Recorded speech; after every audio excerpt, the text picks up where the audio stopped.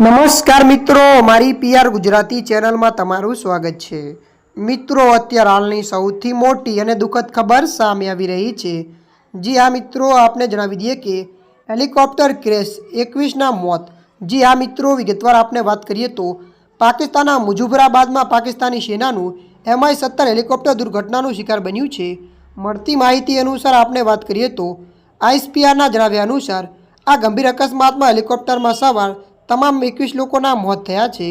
મળતી માહિતી અનુસાર વધુ આપને એ પણ જણાવી દઈએ કે દુર્ઘટનાગ્રસ્ત MI-17 એક શક્તિશાળી પરિવહન હેલિકોપ્ટર છે જે એક જ વારમાં 30 સૈનિકો, 12 સ્ટ્રક્ચર અથવા લગભગ 4000 kg જેટલો સામાન વહન કરવાની ક્ષમતા ધરાવે છે।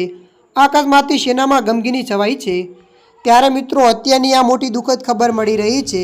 ત્યારે મિત્રો, હાલ માટે આટલું। મળીશું નવી અપડેટ સાથે। જો તમને અમારો વિડીયો પસંદ આવે, લાઇક, શેર અને સબસ્ક્રાઈબ કરી નાખજો। ધન્યવાદ।